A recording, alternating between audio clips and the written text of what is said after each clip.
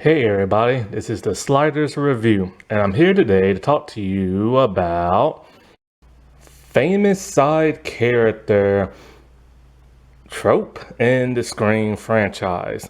I really can't even think of like a title for this video because I don't really know what to call like these characters. Like, are they decoys? Are they fillers?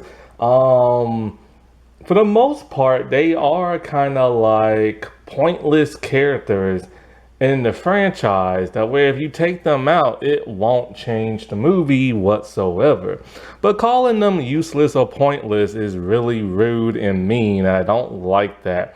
So as I was starting to think and brainstorm of a name for the title, I stopped and I thought about this.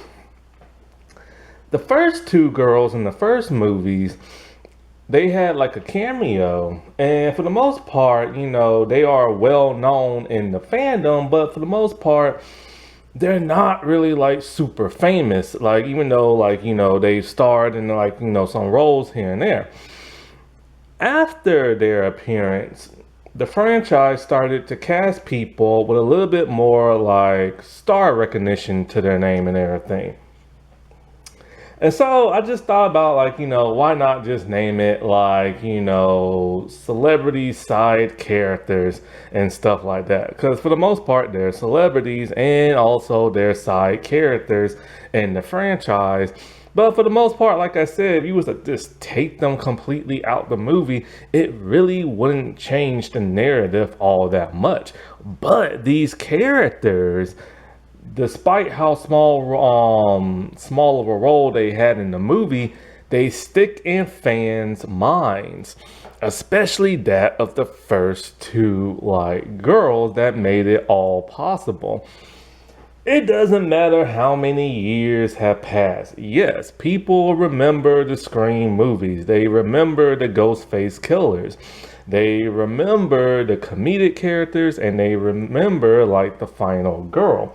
But they also remember that of the side character duo, because there's normally always two of them, that makes such an impression in the movie. It sticks in fans' minds even till this day. And so I thought to myself, who is the best, I guess you could say, knockoff of the original two and everything? Now, when it comes to that of the duo, sometimes they could be only a cameo in the movie, or they could be part of the main cast, but still just not do much. Normally, there's a really rude one, and the other one's pretty nice for the most part. Or sometimes they're just a little rude in their thing. But for the most part, I've noticed there's always been two. But like I said before, it's just kind of hard in later movies to figure out who exactly is that character that's just there but don't really do much, but then they add something to the movie. And this is the problem I had with Liv from Scream 5, because originally I was going to add her on a red herring. But then I just rewatched Scream 5 because, like I said before, I've been trying to block out everything from that movie to the point where I started to forget some stuff. Like the whole Vince pulling a knife on Dewey, which was a deleted scene. So I remembered, it's just, it didn't actually happen in the movie.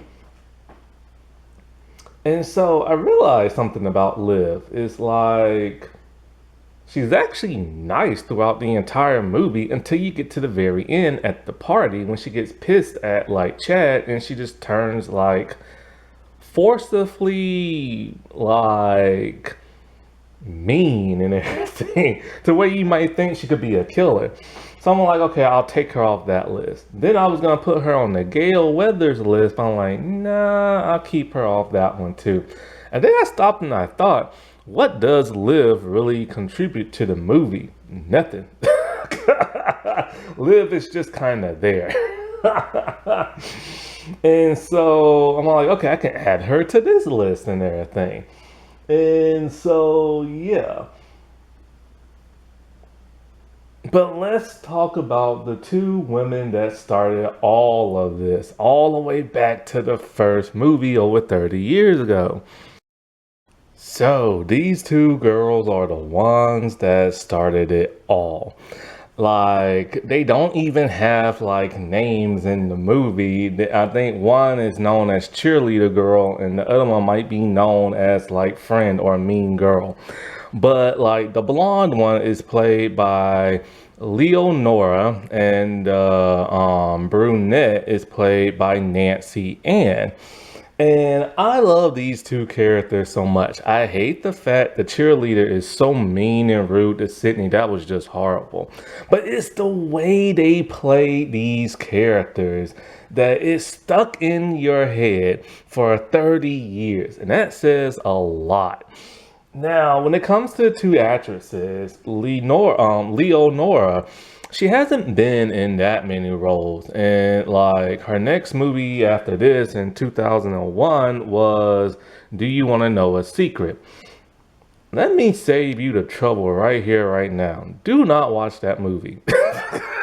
I bought it on VHS as you know how I do with movies back in the day. It's just kind of like I see a cover, it looks cool, I buy it. I normally end up loving the movie. Every once in a while, I'll end up hating it. This is one I hate. I'm sorry, this is just a horrible movie with Joey Lawrence and everything. Please do not watch this movie. But for the most part, like, she doesn't really act no more. Now, Nancy Ann, she still acts on the regular, and in fact, Scream was her first acting role. However, Nancy Ann, all her projects I've never heard of. And but here's the thing though, right? It doesn't matter how small the role is, you make it into something big. And that's exactly what they did. They made these tiny roles into something memorable. And boy, they are eating it up on the convention circuit. Like Leona, she has merch. She has pictures recreating certain scenes of her in like the movie, like the way she did like her hair and like just being in the bathroom, and people love taking pictures with her and stuff. So, even though her role was not that big in like, the movie, and even though she doesn't continue to act, she made up for it on the convention circuit. This is what's so great about cons and everything. And so, like, the thing about these two is that when the movie starts, you just love yourself some Sydney Prescott. And you feel horrible because of everything that's happened with her. Somebody's trying to kill her. They're killing her friends to scare her. Somebody murdered her mom. People are trashing her mom. And that's exactly what these two girls did. Or at least one of them did. The cheerleader is just mean. She berated both Sydney and Sydney's mom, trashed the crap out of both of them as Sydney overheard everything in the restroom and tried to hold back her tears and everything. And this is before Sydney was a fighter. So, if it was nowadays, Sydney would have punched the crap out of them. Or at least the cheerleader girl.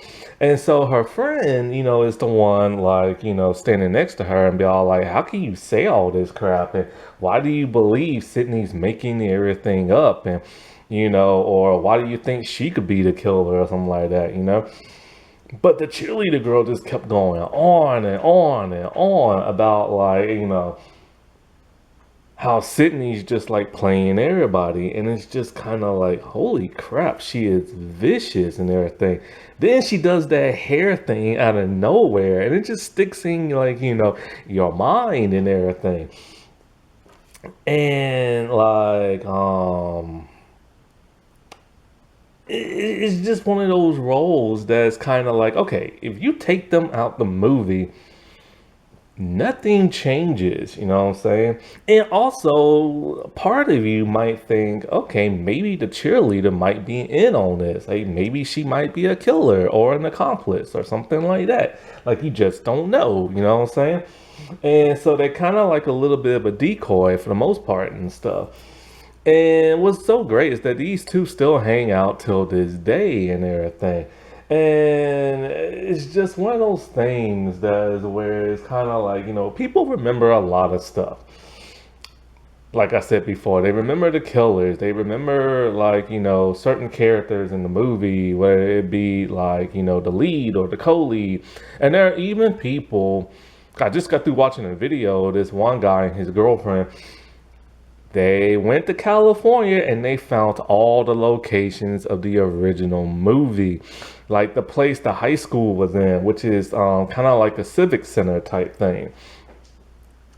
And it's just so cool. And also, the park where, the original four just, was it four? Let's see. One, two, three, four, five. The original five sat down at and everything, and they changed like the benches and and they painted the fire hydrant a different color, and it's just kind of like, you know, Scream just changed everything, man. Like it really did. And so, but people remember things like that. But one of those things they also remember is the duo, the cameo duo and everything. And there's been other ones since. But who is the best compared to that of like the original two girls? Now, this is one of these videos I'm having a hard time trying to think of something because as the movies kept going on and on and on in the franchise, they still had those like characters that you can just plug out the movie. But do they really stand out as much as these two or the ones at the number one spot? That's the hard part right there. And for the most part now, it's like they pick people who are part of the main cast. But they're not necessarily main characters in the movie. They're more like main side characters and stuff. And one of them, could be a killer and everything. And so it's really hard. So I gotta really think, and I gotta really think about the placement and stuff. But for the most part, this the people I pick don't necessarily have to be friends. They just have to be that character that you remember, but they don't really do much in the movie and stuff. One is somewhat on the rude side, and the other one is just not. So, here I go at the last spot. So coming in at the very, very, very, very last spot is Scream 6, Annika and Gail's new boyfriend. I literally have no idea that her name was even Annika until I looked it up on Wikipedia. As for Gail's boyfriend, I still don't know. I still don't even know who these two people are. They are literally just there to be love interests. They're both nice, but that's all we know. And of course, they both die. And they stick out in my mind only because they remind me of something I complained about in Scream the television series season 1 and 2, where Noah had two girls of color he dated, and they was just there to be love interests who were just there to die. And that's kind of how these two are. They're both love interests. They both not lie, but die. And they're both people of color. And that's just it. I mean, you take them out the movie, it doesn't change anything. I don't even think Gail's boyfriend even had one line of dialogue. I don't even remember. But he literally just shows up and then he dies. And that's just it. Mindy's girlfriend has a little bit more to do, but only just to tag around her and like die. Next is Scream 7, Chloe and Hannah. I'm sorry, but like, I know they're the best friends of Tatum. They're supposed to be bigger than that, right? But it's kind of like you take them out the movie and Like, that's basically it. Like, you don't remember nothing else about them because they don't leave no type of, well, these two don't leave no impression whatsoever. But you remember them because of the simple fact that they are Tatum's friends and everything.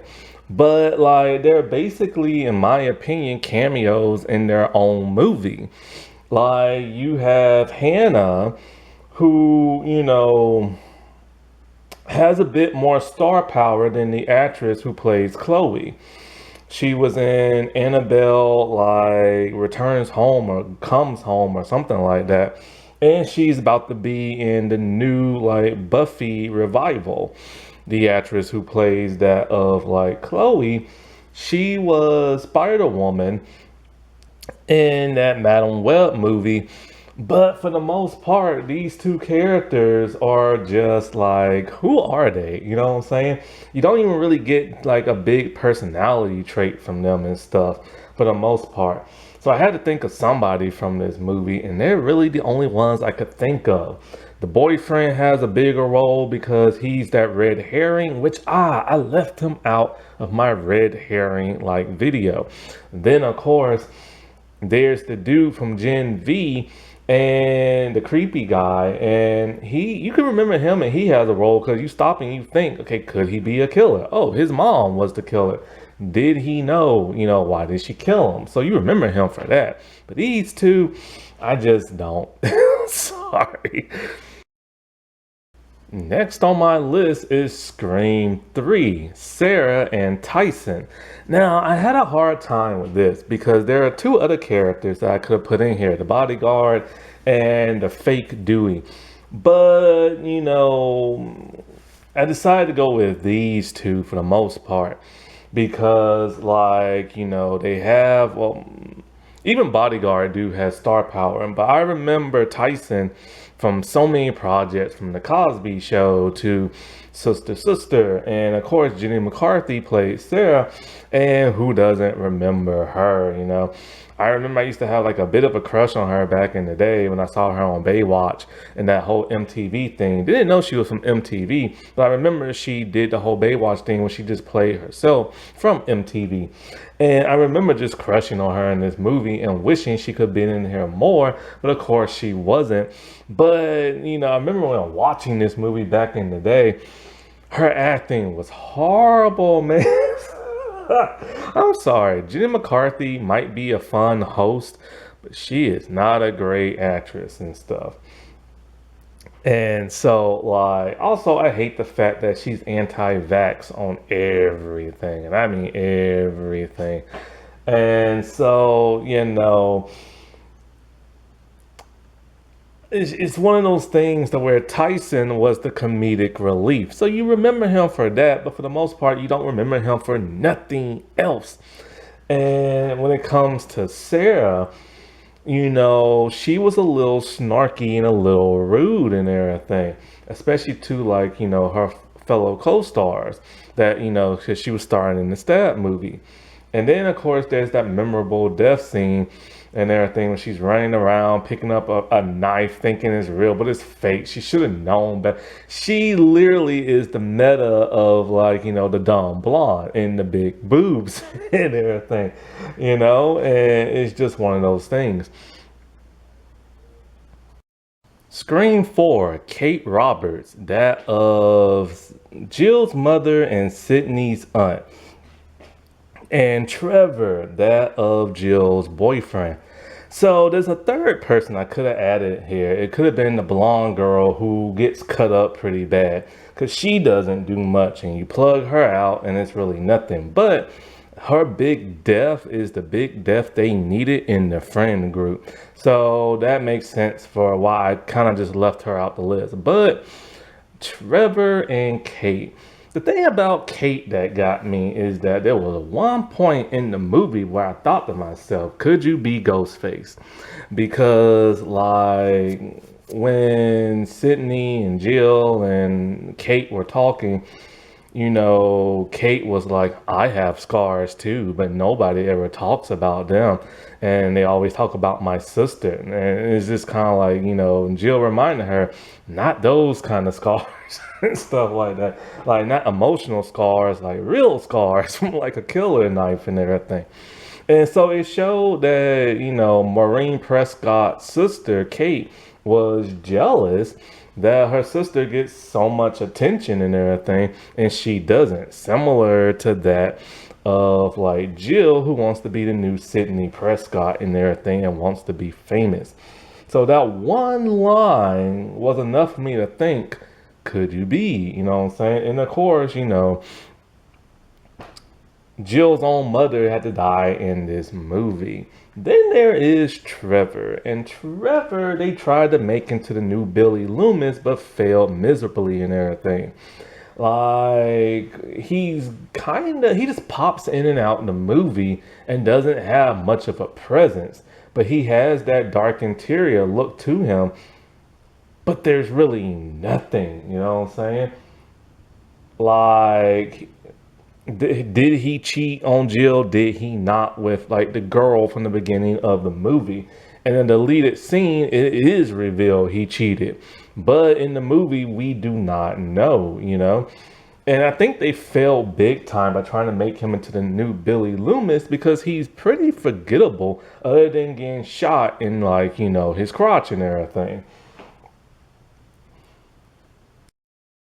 Scream 5, Live in West. They are the new, group of the movie. They are the main cast members. But for the most part, they're side cast members. Now, when it comes to the actor who played West, I was so pissed off at what little screen time he had because the dude is a really good actor. I've seen him in R.L. Stein's The Haunting Hour, Goosebumps, the movie, and 13 Reasons Why. And I was expecting him to have a bigger role in this. Now, for the most part, his character is pretty rude to people, even when they're in the same room. Like, he made fun of Dewey, and Dewey was right there. And his mom used to work with Dewey and used to have a crush on him and everything. But if you take him out the movie, what does it really add? I mean, what do you lose? You don't lose nothing. Yeah, he's Judy Hicks' son and she is the new sheriff now, but they could have done the movie without him and without her having a son, and it wouldn't change much of nothing. As for Liv, this woman has a look to her, and I'm surprised she didn't do more. But one of the reasons why she gets so much hate in the franchise is because she's kind of a useless character. She's just there to be Chad's girlfriend. She had a fling with Vince in the summer, which makes you think, did she cheat on Chad? Or was it just before she started dating him? Her character is just kind of aloof in the head, but then in that third at the party when Chad wouldn't bang her, she just gets super pissed. And I knocked my camera over, but she gets super pissed to the point where she's just starting to be so rude to everybody and even threatens Mindy, I could be the killer, and does that little Undertaker throat slit thing with the hand, and it's just kind of whoa, hey, what's going on here? They're finally making her interesting, but then of course she gets killed. Coming in at number 1, in my opinion, are the closest to that of the bathroom girls from Scream 1 are the sorority girls from Scream 2, played by Rebecca Gayheart and Portia Della Rossi. I can't remember her last name. Like with the bathroom girls, they don't have names, but they do something that is much different than that of the bathroom girls. They actually pop up all throughout the movie and stuff. I remember both of these actresses very well from not only Scream 2, but other projects they've been in. And oh my God, dude, I remember what is it, Rebecca? Boy, I had a crush on her back in the day. Loved that long curly hair. And she was the killer in Urban Legend. And the thing about the two sorority girls is for the most part, they're both really nice and they're both kind of aloof in the head. And neither one are rude. That sets them apart from that of the bathroom girl because at least one of them is rude. However, they are a true like duo and everything, always together, and you never see one of them without the other. And because they're constantly popping up all throughout the movie, they always pop up. Well, not always, but normally always after a ghost face killing and everything. Like they popped up when Derek got attacked, and then they popped up when Sydney had that hallucination of like Ghostface. And they popped up like when Cece got killed and stuff. And so it stopped and made you wonder, could they be Ghostface? Or at least could one of them? They were kind of like that decoy red herring type thing. And it's just kind of interesting because no matter what, like you like they're not important to the movie, take them out and it's like whatever, the movie can still like work, but you remember them so much because of the quirkiness stuff they said and just how they constantly kept popping up in the movie. So that is my ranking, I guess you could say, celebrity cameo duos in like the Scream franchise. I left out that of the television show. Um, in October, I do plan on doing more ranking videos for like Halloween month. I plan on doing the ranking of like, best final girl slash final boy, because there is a boy from the television show, and also the Ghostface rankings, but I'm gonna split it up. I'm gonna split up between Mastermind and that of Accomplice and stuff. Alrighty, well, I'll talk to y'all later. Bye.